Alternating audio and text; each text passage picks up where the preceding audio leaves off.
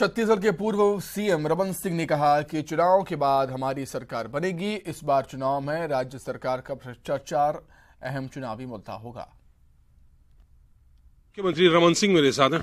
Sir, राष्ट्रीय अध्यक्ष जी ने कहा है कि जहां विपक्ष में है वहां पे हमें और मजबूती के साथ आना है। 2023 एक बड़ी चुनौती है, 9 राज्यों में जीत हासिल करनी है।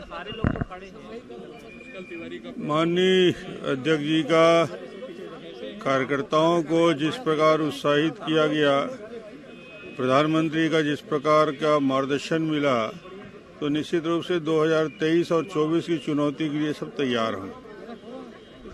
चुनौती के लिए आप तैयार हैं, कमर कसने का आह्वान अध्यक्ष जी भी कर रहे हैं। तो सर कैसे होगा, आगे कैसे बढ़ेंगे, क्योंकि 20 साल चुनाव है, क्या क्या मुद्दे रहेंगे? कार्य योजना बना के हमको काम करना है। मुद्दे क्या होंगे सर चुनाव के? मुद्दे सरकार के भ्रष्टाचार, 4 साल की असफलता, इंफ्रास्ट्रक्चर के कोई काम न होना और सीडी और ईडी।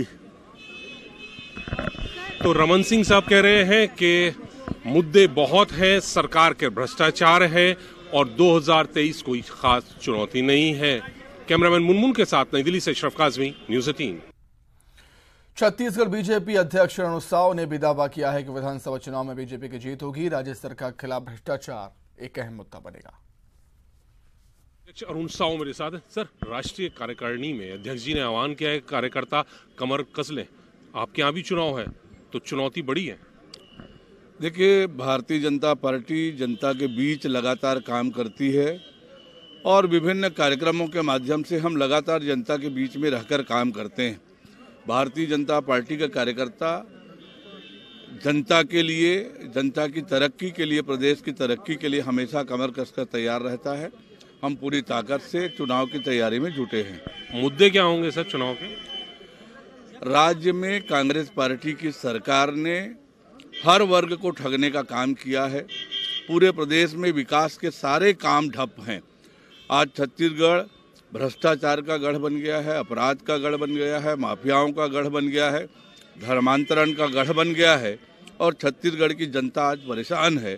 और हम सरकार के खिलाफ पूरी ताकत से लड़ाई लड़ रहे हैं, जनहित में लड़ रहे हैं और निश्चित रूप से 2023 में परिवर्तन होगा। सर, आज 4 राज्यों ने अपना प्रेजेंटेशन दिया है, त्रिपुरा है, कर्नाटक है, मेघालय है। तो क्या कल आपका नंबर, छत्तीसगढ़ का नंबर आएगा प्रेजेंटेशन देने का यहाँ पे? अभी ये जो राज्य हैं, पिछले प्रदेश पदाधिकारियों की बैठक में हमने अपने कार्यक्रमों का लेखा जोखा प्रस्तुत किया था।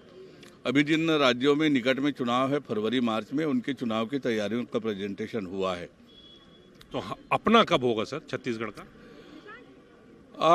मैंने बताया कि पिछली जो दिसंबर माह में बैठक हुई थी राष्ट्रीय पदाधिकारियों की, उसमें हमने अपने तैयारियों का लेखा जोखा प्रस्तुत किया था और भारतीय जनता पार्टी लगातार लगी हुई है। हम विभिन्न योजनाओं के माध्यम से जनता के बीच लगे हुए हैं। मोर आवास मोर अधिकार के नाम से एक बड़ी योजना और अभियान हम लगातार गाँव में कर रहे हैं। उसको लेकर विधानसभा स्तर पर और राज्य स्तर पर हम शीघ्र ही प्रदर्शन करने वाले हैं।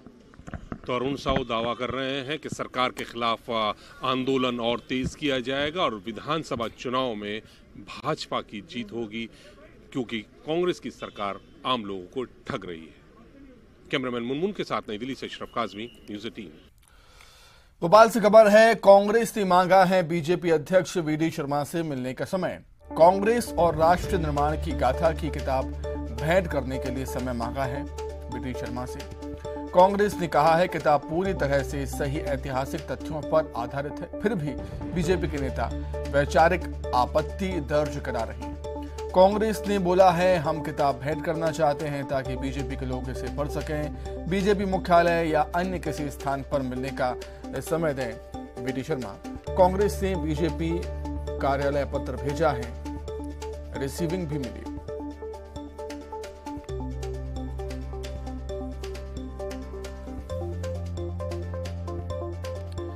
तो कांग्रेस ने बीजेपी के अध्यक्ष वीडी शर्मा से मिलने का समय मांगा। कांग्रेस और राष्ट्र निर्माण की गाथा ये किताब है जो कांग्रेस वीडी शर्मा को देना चाहती है और कांग्रेस ने कहा है कि ये किताब पूरी तरह से सही ऐतिहासिक तथ्यों पर आधारित है।